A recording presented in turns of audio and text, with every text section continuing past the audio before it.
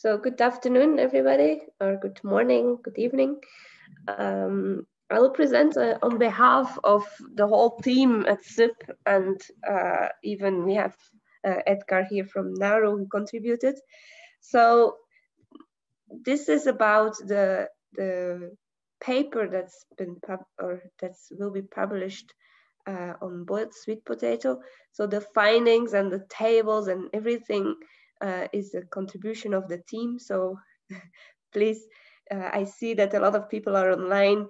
Do not hesitate to interrupt me if I say something wrong or I forget to mention something, because this is work done by the whole team, and I really want to make it justice.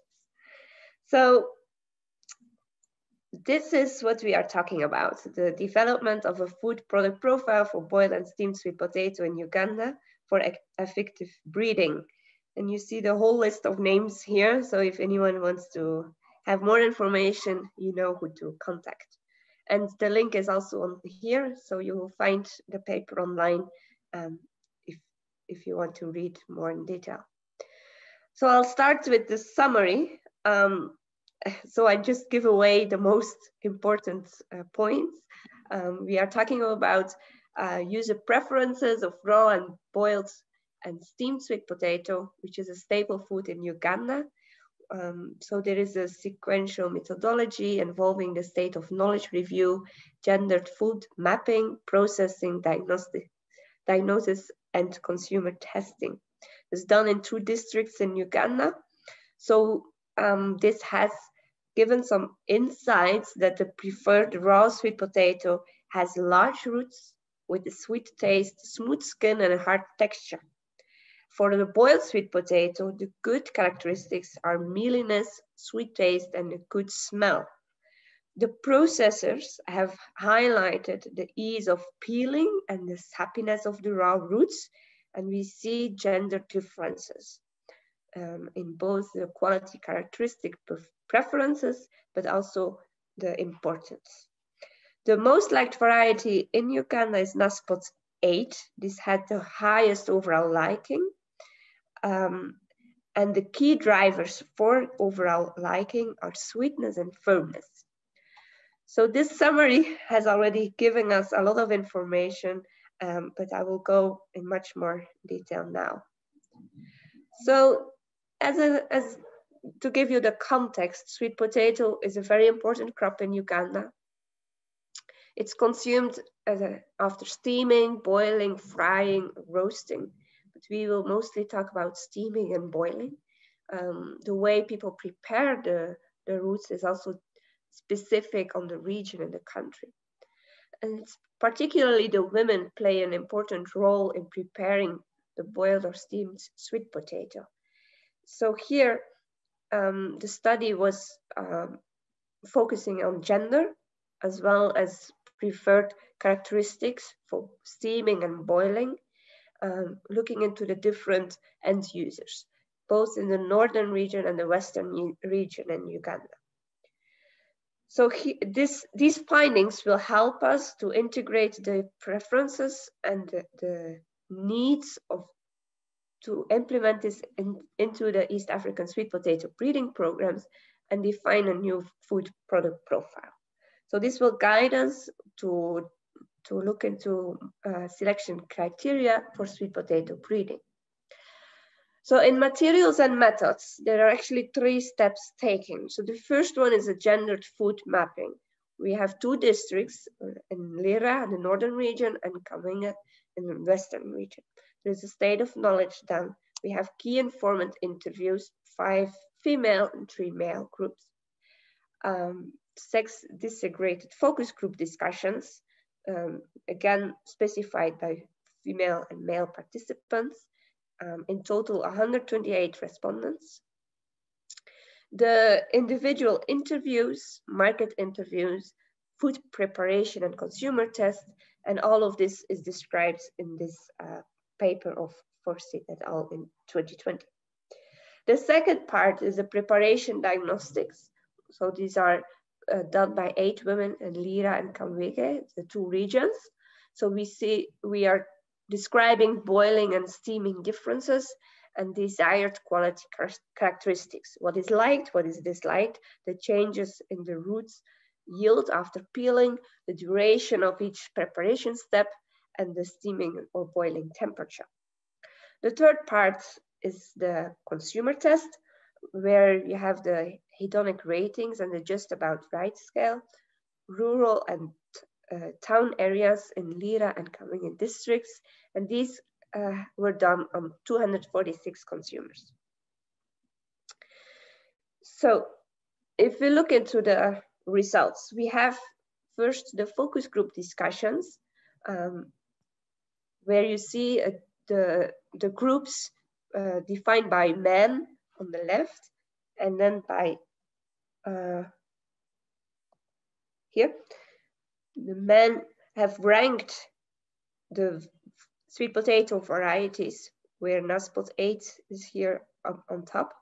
The women have a bit different ranking, but you still see an overlap and having a top preference for these varieties.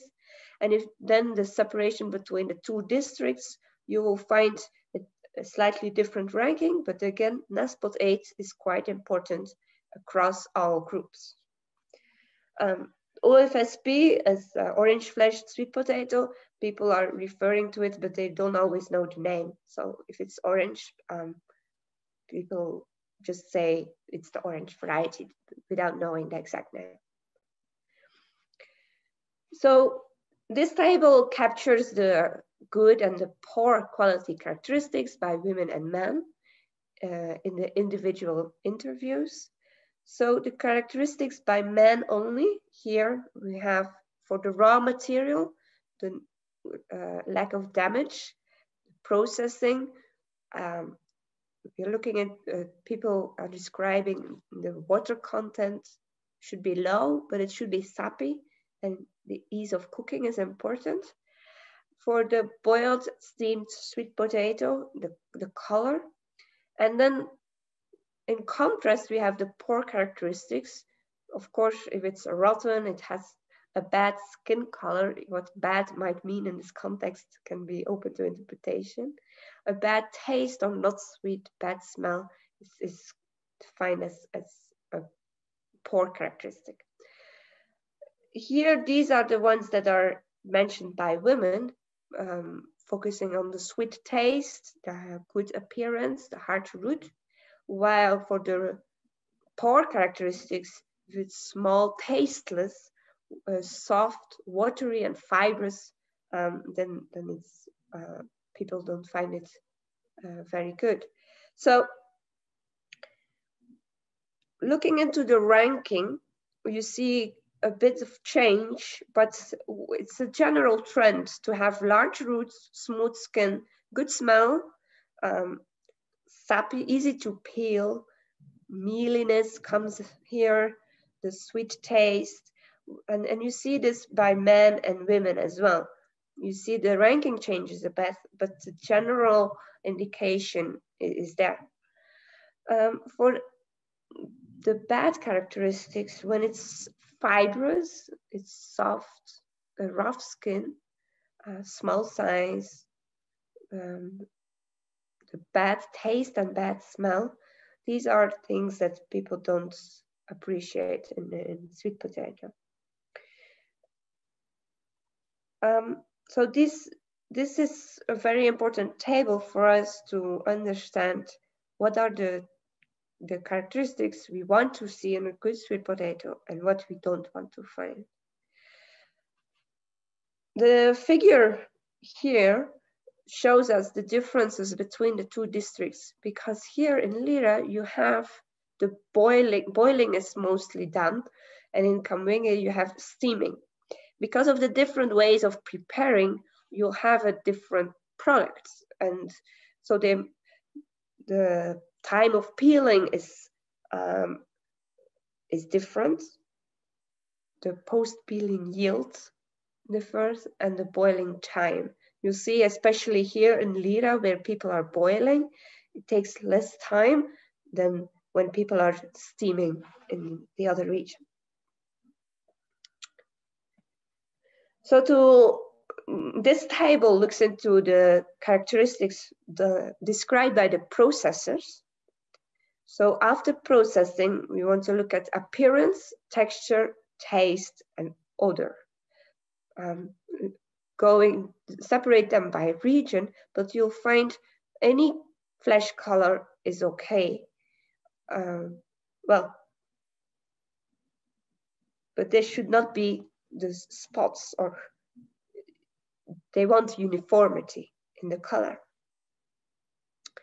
For texture, mealiness is always mentioned as first. Has to be soft when chewing, not watery, smooth, and no fibers. The fibers has come out as a bad characteristic. So you find that there is a description comes along with it. So if you say dry, what does it mean? It says when you touch it, makes one thirsty when you eat it. So finding a way of what people are saying into something we can describe objectively is important here. For the taste, people like sweetness, but the level of sweetness is something we need to look into. So we know it should be sweet, but we also know that if, just to give you an example, if I eat sweet potato, I have a background, a European background. I like sweetness. So for me, it cannot be sweet enough. But I'm sure that Uganda's sweet taste will not be up to that level of sweetness. So we have to set levels as well. What does it mean, sweet? The smell is also very important. We don't have anything to compare with today. Smell is a difficult measurement. So this is good to know, but still something to work on.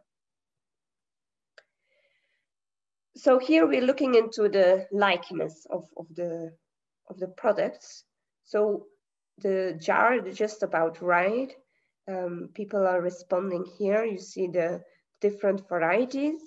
Naspos 8 is the one that came out as the preferred variety. You see that the majority of the people said that it was just about right for color. You see the sweetness here, firmness, and then mealiness.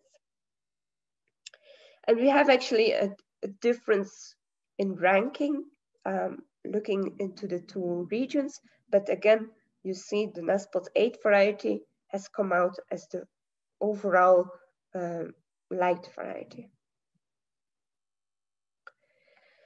These figures, so these are all coming from the paper that's now published. I've put it here, but I cannot explain it very much. So I think Sarah will be in a better position to tell you more about this. So there is a kind of a penalty that was calculated for each variety, and having the percentage of consumers on this scale. So I guess that you want people, well, describing the varieties for the different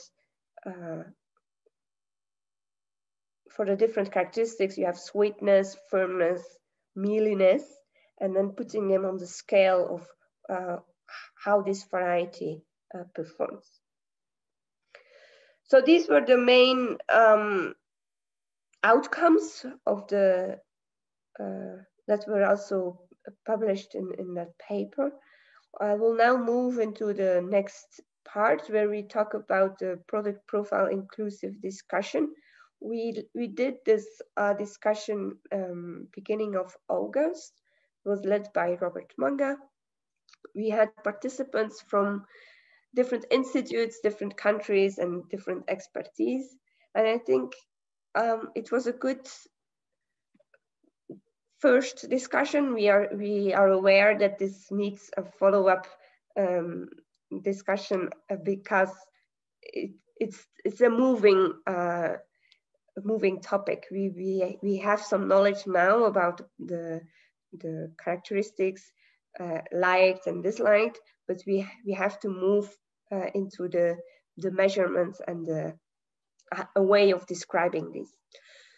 So I've highlighted the most important issues here. So we went in much more detail, but again, this is for a broader audience. I want to just give you an overview of what was discussed. So we started with discussing cooking time. It's a good trade, but it's not high throughput. Once you have to cook samples, then it's not high throughput. You can only do about 20 a day if you work very hard. So, and I will mention this later, cooking is not high throughput. Is it inevitable to cook? We want to find a method where we can look into the raw roots and say something about the cooking behavior. So maltose increases during boiling, we know that. It's related to the sweetness after boiling. So we talked a lot about maltose, how this can help us find a way of describing the sweetness, and it's a straightforward measurement. So then we have starch, which is related to texture, and mealiness related to the amylose content. We also talked about the gelatinization temperature, how this can guide us into this description of the cooking behavior. So what we are doing is we have collected the niche spectra on the raw roots and want to predict the cooking behavior by scanning the root as it is. That would be the easiest way to go. It's just cutting a root in half and scanning. Very straightforward. But we're still working on the proof of concepts. We don't know if this will be enough. If we still have to boil, then it becomes more restricted in the number of roots we can do. There is also the role of parietal compounds and starch amylose content on texture and mealiness. There is work done on the allelic variation in beta amylase activity, which can be a marker for texture. And I know Lindley Panda is a PhD student working in Kenya. She has written a manuscript on this that's really promising. So we can find markers helping us to define texture. We have worked on boiled and raw sweet potato, and the samples are currently analyzed at CIP. The results are expected in November. Due to the COVID-19 situation, we are waiting a bit longer than anticipated, but this will help us looking into the relation between boiled and raw and guide us on what we can do to speed up the process of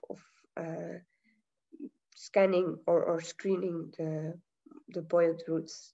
But this is still in progress.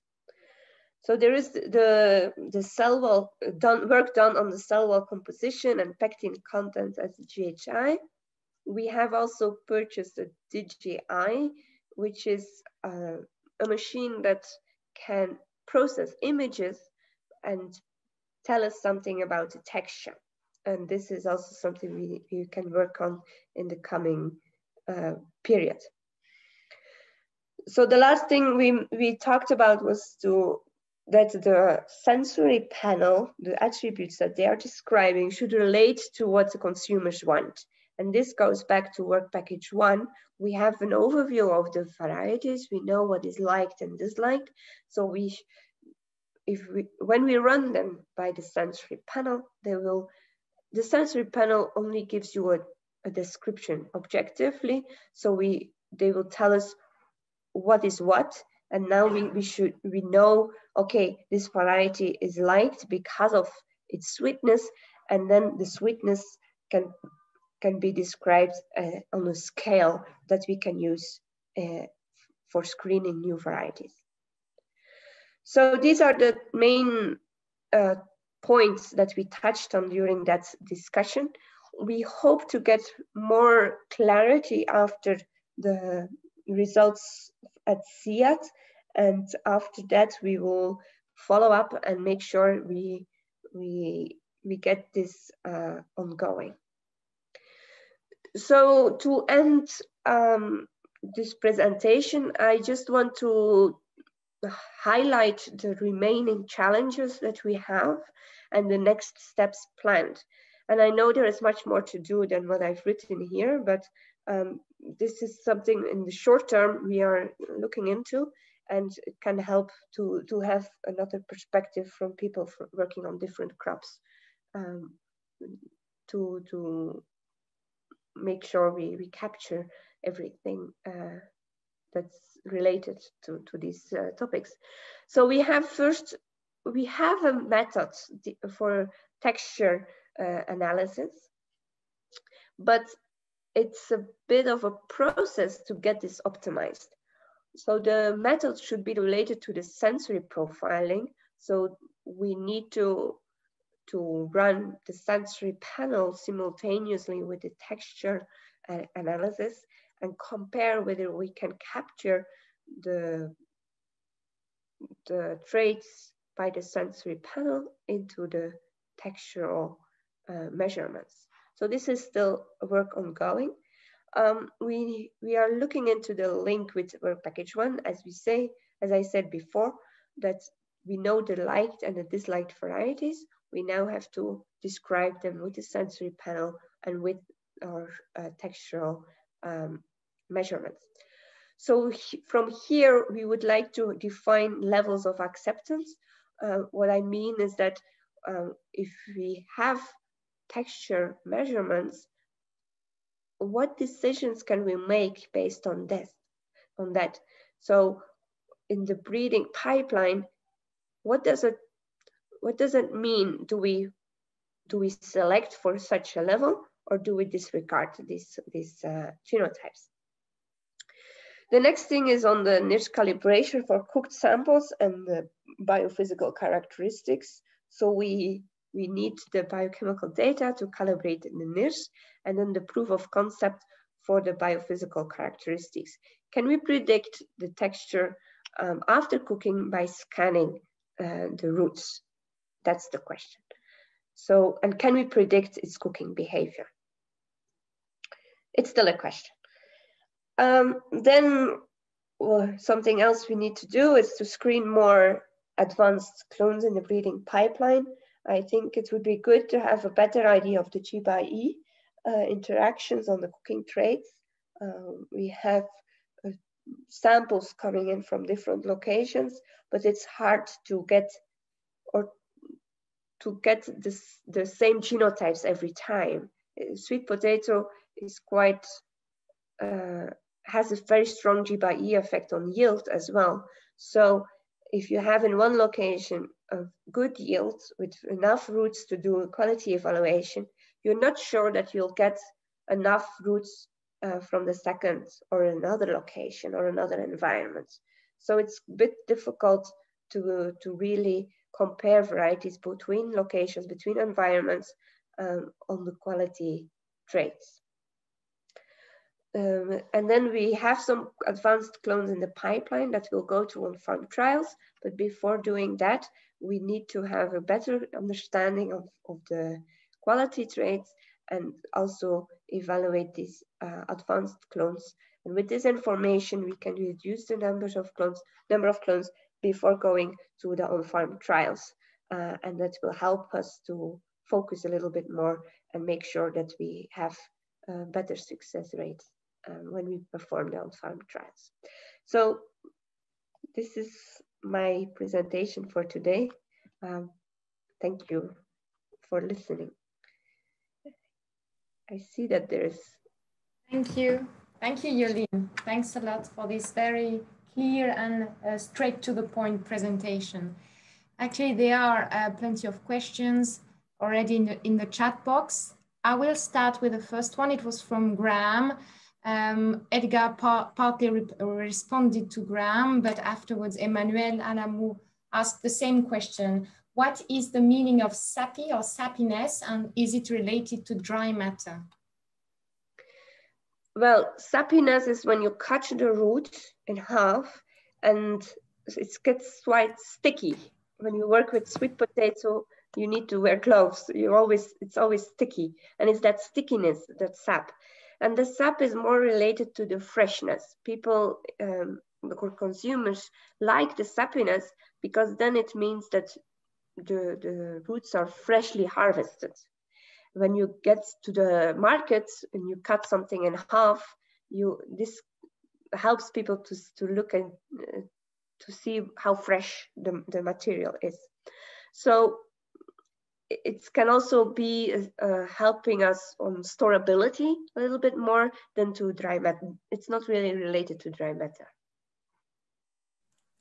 Okay, and another one from Bella. Are high dry matter sweet potatoes more difficult to peel than low dry matter ones? Difficult to peel, I would say, is more of the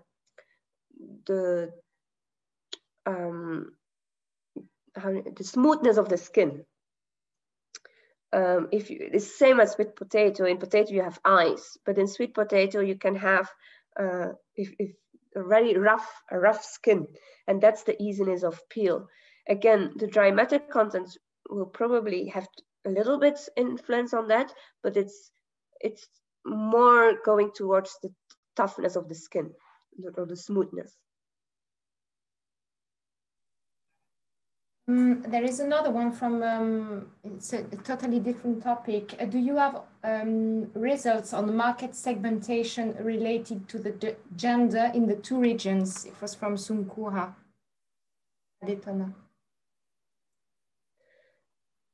Can you say that again?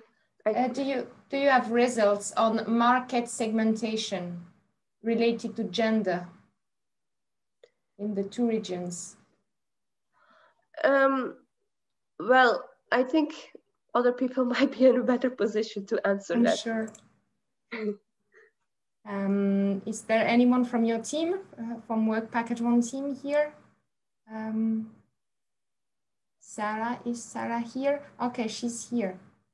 Sarah, can you answer the question on gender? Yes, thank you. Thanks, Jolien, for the very good presentation. Adetona, yes, we do have results on marketing and gender segmentation, but remember we were given guidelines for this paper, so we did not include them in this paper, but we have them in the report. Okay, yes, thank you. Thank you, Sarah. I see, Graham, you are raising your hand, and you have written a long question in the chat box. So can you ask your question to Jolien directly regarding NASPOT 1 and 8? Yeah, sure. So the question is, I'm not totally expert on all of the clone numbers there or the varietal numbers, but I think NASPOT 1's white and NASPOT 8 is a high beta carotene variety, although I don't think it makes like the official grade with Harvest Plus to be considered OFSP, but nevertheless quite orange. So my question is, aren't these separate product profiles? If you mix up your food product profile and your varietal product profile for white, yellow, and orange, maybe you're just going to get a confusion because potentially each of the traits in the product profile is different. The orange maybe is going for like it's breakfast food, weaning food, it's for the young kids, maybe they like it softer, maybe sweeter, whereas the white and yellow, maybe it's going for more an adult market. So that's my question. I see this all the way through that we kind of mix them up. It's the same thing on the Abacus Bio studies. So if when you mix them up in the discussion and don't clearly separate in terms of either ranking or asking farmers, what's your preference for a particular set of traits, I think you may just be getting confusion in the data. So I wonder, have you thought about this, of making more systematic separation of product profiles within boiled and within steamed? I know it makes it more complicated, but we might get to something more reliable with a better traction for breeding by separating these into different product profiles. So that was my question. Yeah, so we have a different product profile in terms of breeding done under EIB, going into a pipeline for white and cream and another pipeline for orange. So the variety to replace in both, we have two separate lines in that. So like you're saying, Naspot 8 would be the variety to replace in the orange flesh category. And then we have Narrow Spot 1 to be replaced as the white fleshed variety. Here, we're looking into a food profile. And the feeling or the perception that we get is that no matter what color that the flesh color is, no matter what color, people want high dry matter, less fibers, sweetness, mealiness. So these characteristics are always coming forward, and it doesn't matter what color the variety has. So when we are capturing these traits in a good way, we can bring forward both varieties having orange or white. So at some point, you're right that it's important to breed for two separate lines, and that's what we're doing. But as a food product profile, it also makes sense to have these traits coming out more standardly, and we know what people want in a sweet potato. I hope that makes sense. I'm not convinced. I think you have to demonstrate that. I mean, like the consumer segment for the orange might be young children who might have a different set of preferences than adults. And I've seen that stated that the preferences of young children and adults is different. So that means that they might like a different. I mean, you're asking adults as adults. Are you capturing what's wanted for weaning foods in young children? Well, we have separated into the two districts, and then you have on a gender segregation. So you have the men and the women. So but that doesn't capture what I'm asking about generational difference. That doesn't. That age difference. Oh, yeah.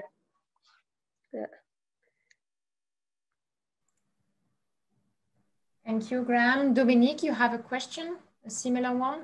Can I add something on that? Just a minute, sorry. I can't find the hand to raise. It's also on the same topic. Yes, it's a follow-up to Graham's question, or it's a comment, actually. You know, Graham, it's really interesting because I think children do have different preferences than adults, but one of the things we've learned over the years is that the adults decide what's in the field, and they have that strong preference for that high dry matter texture and the qualities that go with that. So that's the conundrum. But what I think is interesting is if we look at different end user markets too, you know, and this is where I think EIB isn't, I don't know what they're doing for tomorrow, but some of the lower dry matter types that might be more liked by the children are also very good for the processing industry, particularly if you're looking at products like puree. So, you know, it's an interesting issue. And of course, there's a lot of ethical issues that come up if you're trying to actually test things with children. So people tend not to do consumer work directly. They have to tend to work through parents to work with children. So there's a lot of issues there. But definitely we see differences in preferences, either with the work of the school children or the work with the young infants. Yes, just a compliment for that. Can you hear me? If you talk with Hans van Doorn in Holland for IJFST, they have 170 product profile for the different clients. They don't talk about consumer or preference, they talk about clients, and each client have his own definition of the product profile that he wants. And really, between yellow and white, I think there is space for two product profiles. Obviously, the consumer will not be the same, but all the functional characteristics need to be evaluated. And this is maybe why Jolien talk about the evaluation, because obviously for all the product profile, we will evaluate texture and sensory profiling but there is different product profile for the different clients, obviously. And they are breeding different clones to respond to each product profile. Over. Jolien, do you want to answer Dominique's comment and Jan's comments? I think they've put it very good, so thank you. Okay. Okay.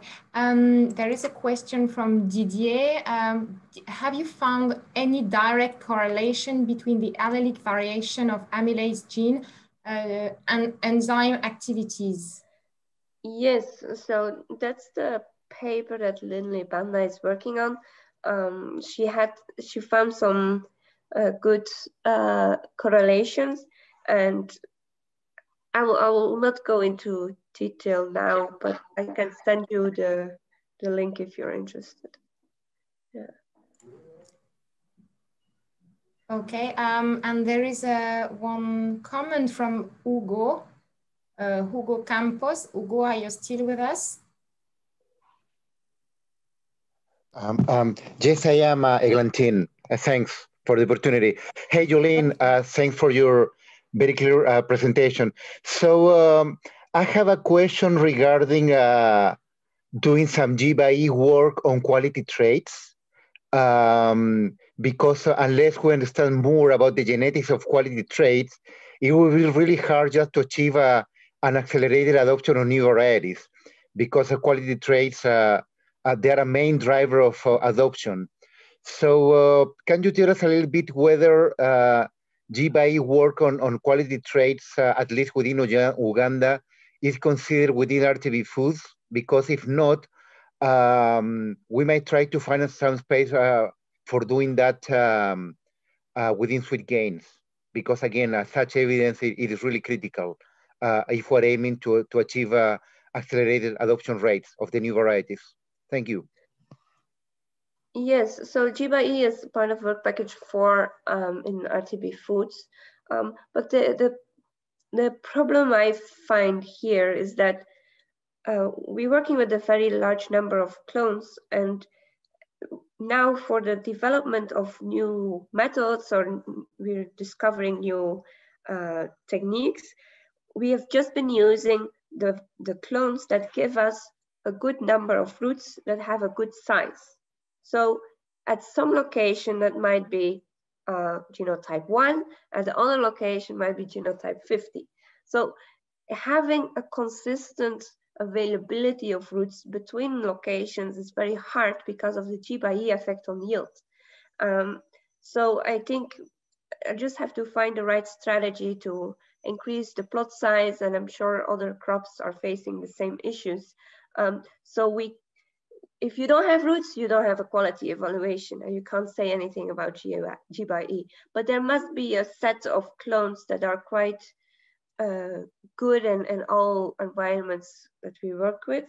So we will work towards that. I have enough information now on the clones within the MDP population, so I can reduce, let's say, to about 20 clones, as I'm sure we'll get enough in each location, and move from there. So we will do it, and it's covered in both projects. Even the trials are ongoing in Sweet Gains and RTB Foods, so it's planned for the next year. Okay, thanks a lot. And just as a little follow-up comments, I mean, I am aware about the issue with the unbalance that you're referring to. However, there are ways to deal with that. So let's follow up afterwards, because most people think of a replicate as a plot in the field. However, from a genetic perspective, the actual replicate is in the pedigree, is in the alleles within a genotype. So from that perspective, there are ways to somehow deal with the large unbalanced issue that you're referring to. Thanks a lot. Thank you. We will take one more last question from Geneviève.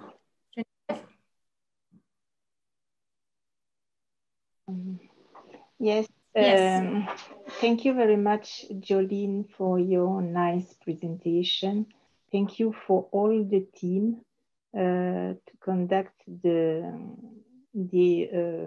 field work and the analysis in Uganda. I think about Sarah, all the team we met together with Edgar also. I would like to say, to underline here in that presentation, the importance also, not only on the survey, but on the processing diagnoses, who brought very nice information, and also consumer testing. And here you can't see all the data analyzed regarding the consumer testing, and mainly regarding the bed variety or least liked varieties, and with all of the quality characteristics, bed quality characteristics related to these least liked varieties, that can bring a lot of information to work package 2 for the differentiation between the good and the bad varieties, good and bad product, for measuring, for instance, the texture. I remember when I was there with Sarah in the field, the processors talk about gummy, the term gummy. They don't like the gummy sweet potato. So this type of descriptor can be very important also, and bring a lot of information for work package 2. So we will try to complete the data analysis of all the work package 1 data to deliver rapidly also to work package 2. That's what I would like to add. Thank you very much for the team. Thank you, Genevieve. And I think we have now Edgar as part of our team, yes, working, and I'm sure he is doing a good job, and we will get there. We'll get that information soon. Thank you. Thank you.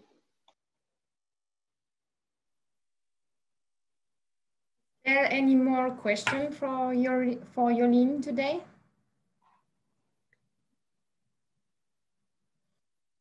No? Okay.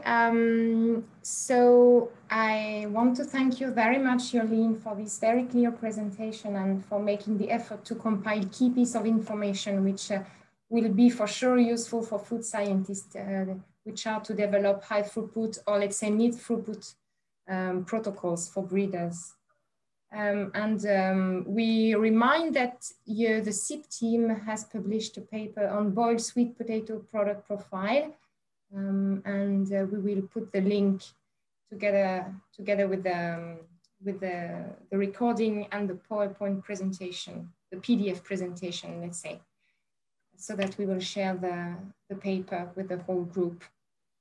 Thanks a lot, and we see you in two weeks' time. We have not decided yet on the content of our next webinar, so we will communicate later the agenda of this webinar, which will be in 2 weeks' time, so on November 6th. Thanks a lot, everybody, and thanks a lot, Jolien, and the whole CIP team.